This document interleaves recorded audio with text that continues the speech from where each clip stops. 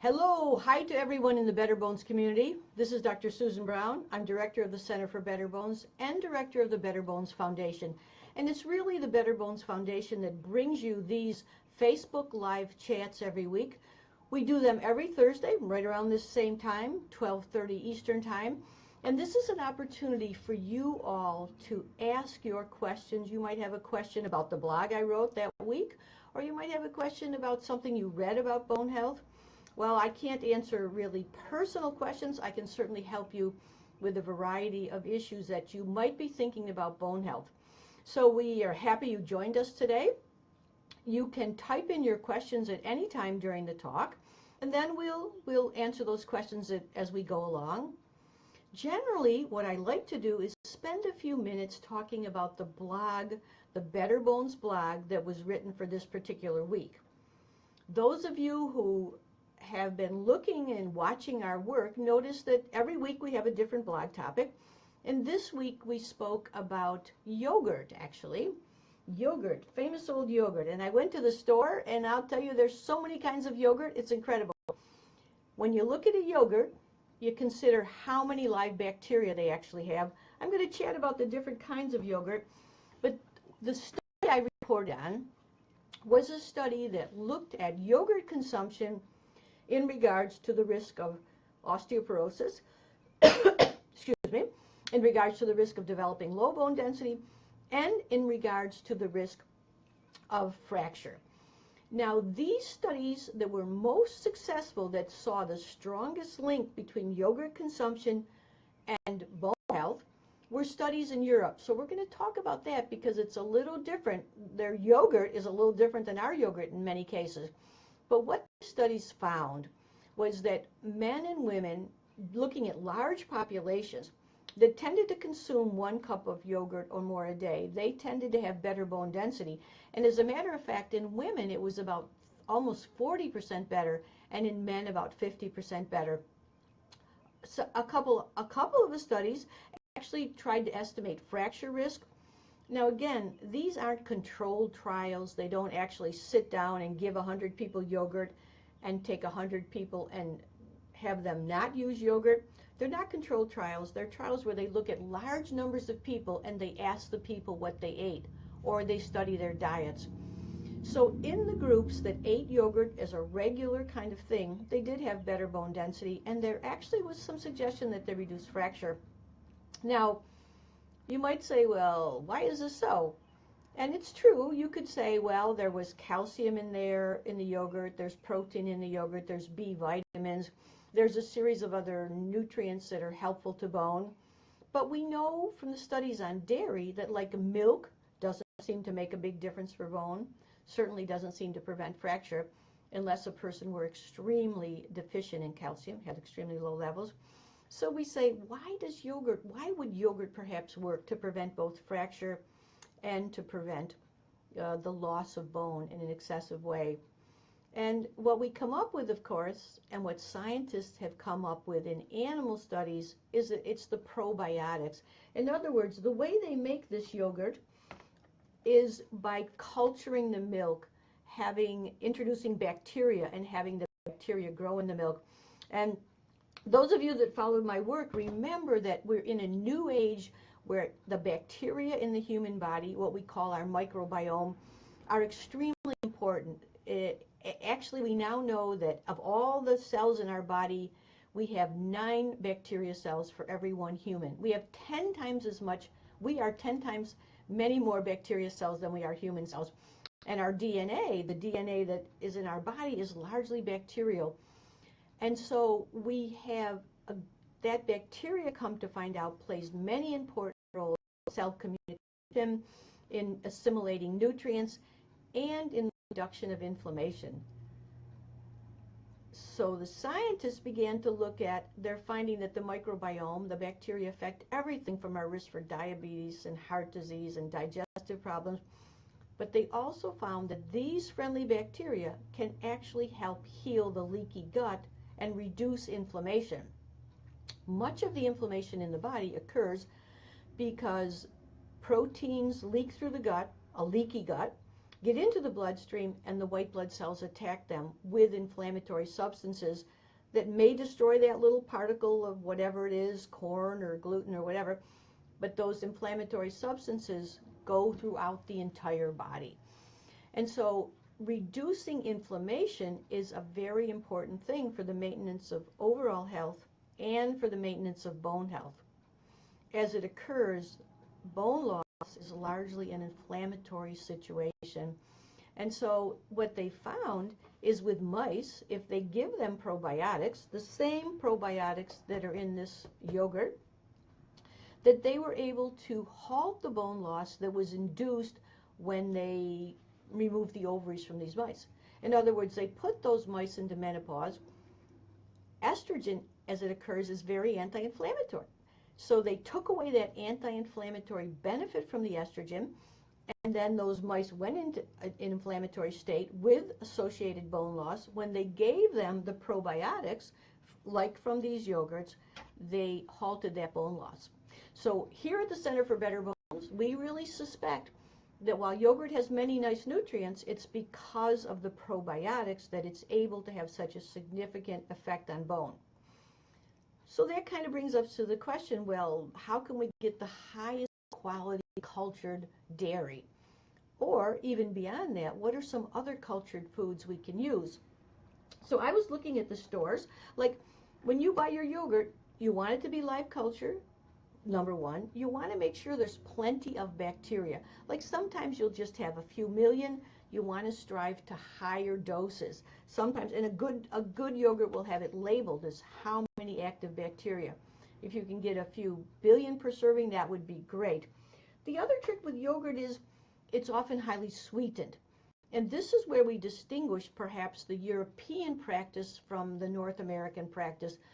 We use yogurt kind of like a dessert. It's very sweetened often, and that has its own negative effects. So when you use yogurt, be thinking, how can I have a yogurt that's low in sugar? Can I just get one without sugar that puts maybe a little bit of fruit in it? I know when I lived in Spain, I used to really enjoy this yogurt from sheep, and it wasn't sweetened at all, but it would be very delicious, and you might put a little bit of fruit in it if you liked. So look for the bacterial count, the number of probiotics, make sure they're active cultures, make sure it's not sweetened. Like I was very, it's very interesting to know that around the world there's many ways to culture dairy. And of course, why was this? Because there weren't refrigerators. And so people had to find a way to preserve these foods a little bit longer. And so one of the things is kefir. Some of you might have seen kefir. This is actually from Europe, and the neat thing about it, I mean, the idea of kefir is from Europe, just like the idea of yogurt was really originally from Europe. This kefir has 12 different strains of bacteria. Where yogurt might just have one or two, they use many more bacteria in the kefir. And so it has many more active of these beneficial bacteria. So kefir is very nice. They call it a drinkable yogurt, but it really is a totally different strain of goods. I was in the store, I noticed this interesting thing. This is a yogurt from Russia, from a Russian formula. It's a probiotic yogurt made with kefir bacteria. So in other words, they took the whole 12 strains of bacteria, put them in this yogurt, as opposed to the one or two strains that you're going to find in your more common yogurt. So you get a little scientific. You start saying, how many strains are there in here? How many live bacteria? How much sugar? Which you can tell by they'll usually have a labeling of the sugar on it. They even have yogurt made of soy. If you say, oh well, I can't use dairy, they have soy yogurt, they have almond milk yogurt. It's very interesting what they're making, but we always want to look at the live bacteria to see what we're getting there. You might have heard of quark. Quark is another European way to culture milk. It's a kind of like a thick, like a yogurt almost. And again, if you can, it's very difficult to find this in the U.S. I thought it was interesting. My store had it. It doesn't label the probiotics. I would tend to go with kefir or to yogurt. Kefir I'd go to because it has much higher probiotics. Then there's a plethora of things like these drinks now. If you say, look, I can't do dairy and I don't want to use soy, they're fermenting many, many drinks. This is a fermented lemon juice. with ginger, and it's really quite nice. It doesn't have any alcohol in it, but it is a very excellent ferment to deliver some probiotics, just a refreshing kind of change of pace instead of a unwholesome drink that you might take. So you're going to find many fermented waters and juices. You know, so you talk about probiotics, but when you talk to the researchers, what they really say is probiotics are fine, but the really important thing is the food for these probiotics. How do you keep these bacteria alive and healthy in the gut? Like, let me tell you a story about my own case. Many years ago, I started doing these tests. They can actually look at the stool and they can tell you, do you have enough lactobacillus? Do you have enough bifidus? Do you have enough of the good bacteria? And do you have too much of the bad bacteria, like say like Candida or E. coli, these kind of things you don't want. And when I would do these tests, my good bacteria were always very low. And that was surprising because I would be using from time to time a probiotic.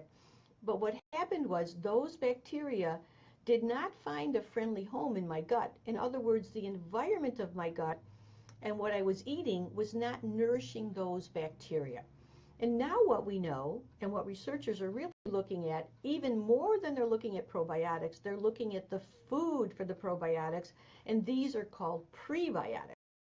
Prebiotics are these fibers that humans can't digest, but the bacteria just love and grow on. Like one of these fibers that the bacteria love is green banana. This banana is not totally green, but it was at one time. Green banana has a lot of these undigestible fibers and these undigestible starches, so to speak. Another one that's really nice is this. Anybody recognize this? This is Jerusalem artichoke. If you talk to the people around you in many parts of the country, this is a weed that really takes over, and it grows deep into the ground. It produces these roots. These roots taste very innocuous. They hardly taste like anything, like maybe a little kohlrabi or something. So you can cut these up and cook these raw and eat these raw, or you can put them with, they're best raw. For the fiber effect, for the prebiotic effect, they're best raw. So I try every meal to have one of these types of fibers. Particularly, I like Jerusalem artichoke. The other fibers, like broccoli, all those things will be a help. Chicory is a very big source of all this.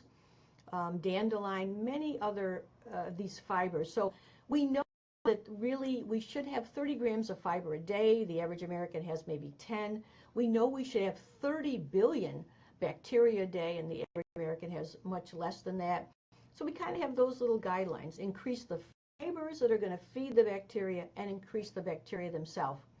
And in fact, this combination of bacteria and the fibers is a whole new field they called symbiotics. So putting together the bacteria and putting together the fiber. And the fiber and these resistant starches, these non-digestible starches that the bacteria actually eat. And in fact, you'll see products coming out with symbiotics where they combine these two. Now, it is our feeling at the Center for Better Bones that it would be very good to get these fibers from food. And so we encourage people to have a higher fiber diet, to eat more of things like Jerusalem artichoke, broccoli, to eat the skins of the fruits and the skins of the potatoes and all those sorts of things. And so I hope that we don't have to take a symbiotic, take the fiber along with the probiotic, but when they do that, at least in animal studies, they show very nice results on bone health. So let's be thinking about our friendly bacteria. Let's care for our friendly bacteria, have lots of nice probiotics, and then in addition get those fibers and make sure that we have an adequate fiber content to feed that bacteria. The other thing to keep in mind about this whole issue is that digestion is extremely important. And so taking time to eat the food carefully, taking time to eat in a peaceful place, really relaxing before we eat. And I suspect this is part of the reason we say grace is it kind of quiets down the body. The oral, they pay a lot of attention to this, and some of the exercises they do. You know, I love to talk about these exercises that open the meridians and expand the flow of energy in the body, because we are a body of energy and information, and we have channels of energy. These are these meridians, and they can get stuck and congested. one of the exercises they do for digestion is actually really fun. You get some energy going in your hands, and then you massage the intestine. You massage the intestine in circular doses, circular going around. And it's very nice to do when you're sitting, but it's nice to do if you're in bed. One of my clients went to this famous Chinese acupuncturist in New York City. She had a digestive weakness. At bedtime, he told her to massage her stomach in that circular clockwise motion 1,000 times. And she actually did it with great benefit. I personally have found it really helpful to stimulate the energy flow in the body. And those abdominal massages, very nice. Remember, we're a body of energy and information, and to stimulate the flow of energy and to wake up the memory of perfect functioning is a great idea. So we've got our probiotics, we've got our prebiotics. I hope you, every meal, find some way. Kimchi, true sauerkraut. Nowadays, you go to your local farmer market, you're going to find someone making true ferments, true pickles, true sauerkraut, true kimchi. Those things are excellent. Okay, so we have a few minutes left. Let's see what questions that people might like answered this week. Let me just glance over here. One writer says, I'm trying to follow the alkaline diet for my bones. Is yogurt acid or alkalizing forming? And this is from Linda. You know, that's a really interesting question. Anything that has protein is going to be acid forming, because as we metabolize those proteins, those sulfur-containing amino acids, we produce a certain acid. It's just like when we burn fossil fuels outside, we produce sulfuric acid. But in the body, when we burn the sulfur-containing amino acids, they are only acid forming to our chemistry if we have excess. In other words, we need probably 50, 60, 70 grams of protein a day, the average person. If you consume that much, the protein will not be acid forming. If you consume excess protein to what you need, then it's going to be acid forming. So in your case, Linda, presuming you're on you're on a fairly good diet where you're having some flesh food but lots of vegetables, that yogurt can just be seen as another source of protein that's helpful. And if I had to cut an acid forming food, I'd cut out coffee, sugar, alcohol long before I cut out yogurt. And I'd reduce my meat if I was eating it twice a day, maybe just to one serving a day. The neat thing about pH is you can measure your first morning urine, you can see how it's changing, you can see does yogurt make any difference. I think it would probably be a very good adjunct to your program and not necessarily acid forming at all because you're using those proteins. And remember, you don't want it too sweetened because sugar will be acid forming, so you want to stay with a nice wholesome unsweetened yogurt, maybe with a little bit of fruit. Let's see here. We get a comment from Brent. I'm really enjoying this info. I have yogurt, but I have also taken very high doses of antibiotics in recent years and worried if I have bad gut flora. And this Brent suggests he possibly needs a supplement. Well, you know, of course, one of the reasons we're so fascinated with these probiotics is because many people have depleted their gut of probiotics, and one of the major ways the gut gets depleted is with antibiotics. Antibiotic is, against life, antibiotic, and so it tends to kill bacteria. And most of these aren't too selective. They don't just kill the bad guys, they also kill the good guys. And so, right, antibiotic use is a really big problem because it kills good bacteria. You often develop a leaky gut from this. So, Brent, the thing to do, sure, do a supplement. We now have supplements that have like 50 billion, and you can try to get at least maybe that 30 billion we spoke about a day. But you can also, they're very sophisticated stool tests that the laboratories offer now that you can actually see if you have enough probiotic. Using 30 billion units or more would be a great idea. The lactobacillus, the bifidus. Get a supplement that has many different strains. And remember also the prebiotics. Look to your foods and see, can you get any of these? Does your store have Jerusalem artichoke, or your neighbor might have a plant they want to get rid of? In my garden, I planted a bunch of these. They're a big, tall plant. Takes the root a while to mature, but and eat the high fiber diet. So good luck with that. And if you don't do well, get tested. You can find out what's going on there. Let's see if we have any other questions about probiotics in particular. Any other questions? Well, people often ask, should I take the probiotic with food or should I take it separate? And that's really an interesting issue, because when you take that bacteria, you'd like it to, it's going to end up in the stomach, and you'd like it to survive the acid in the stomach. The acid in the stomach, of course, is there to break down protein and other foods that are hard to digest, to help assimilate the minerals from the food. But that acid can be destructive to the bacteria. So there's been a long controversy about, well, maybe I should take the probiotic on an empty stomach. Maybe I should, because on an empty stomach, then maybe there won't be so much acid. Or maybe I should take it with a lot of food because it'll dilute the acid. Some researchers who actually did an experiment. And they found that on an empty stomach, when you put anything in it, you started to secrete acid. So they found it was just about the same to take it on an empty stomach as to take it with food, because with food you already have some acid going. You'll see that certain companies try to sell probiotics that maybe are a little more resistant to stomach acid, and that's why we use so many billion, because only a few survive. But I think the bottom line is to take it with your food is probably a good idea, unless you're instructed otherwise. Great. So everyone think of how we can get our fermented materials. Every day if possible. It's an important part of the Better Bones program. Don't forget also the 20 key bone nutrients. We so often think, well, I just need calcium, I just need vitamin D. Be sure to get all your nutrients. I've got just a couple more minutes, so I want to remind you of a few big tips. Like, one tip is vitamin D. Now, right now, we're in the middle of the summer. Probably in a month or so, your vitamin D, or maybe in September if you live in the north, your vitamin D is going to be the highest that ever it is. So we always want to watch vitamin D carefully.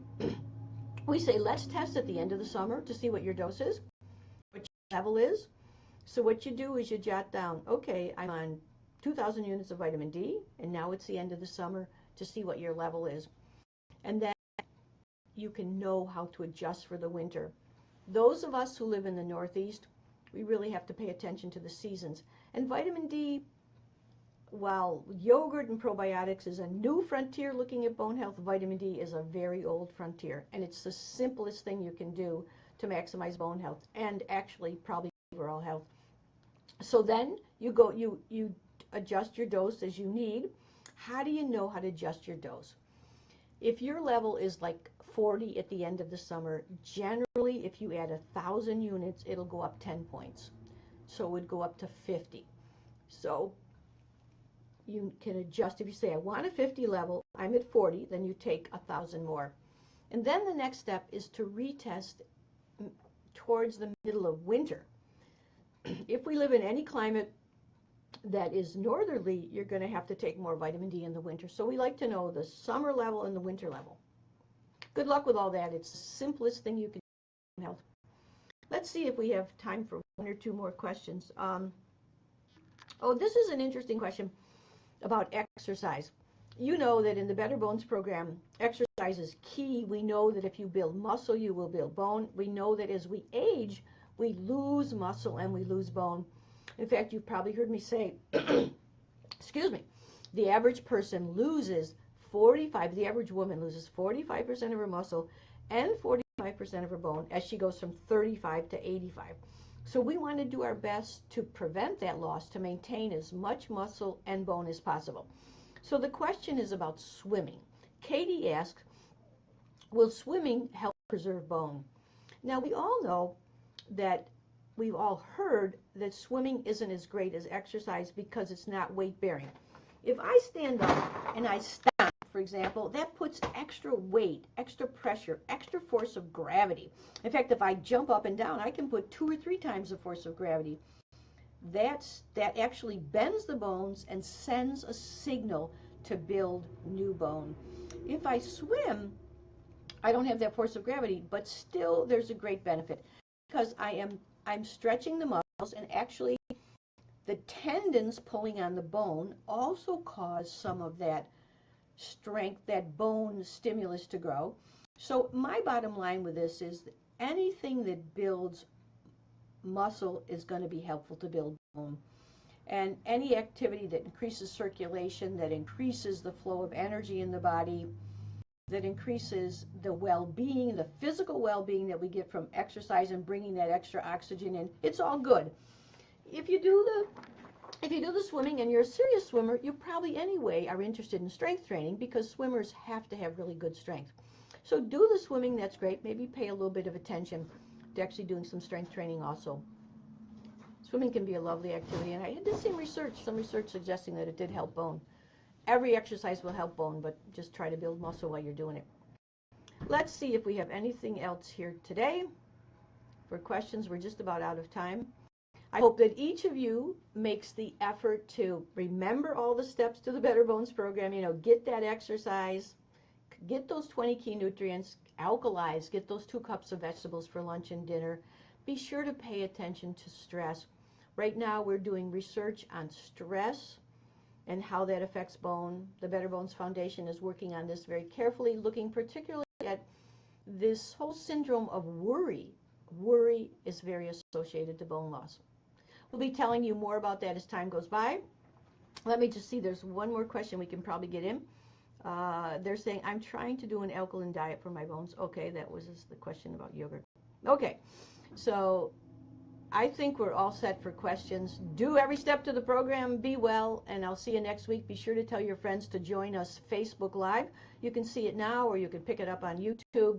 We're happy to try to bring you the latest information on bone health. Be well, and we'll see you next week. Bye-bye. Take care.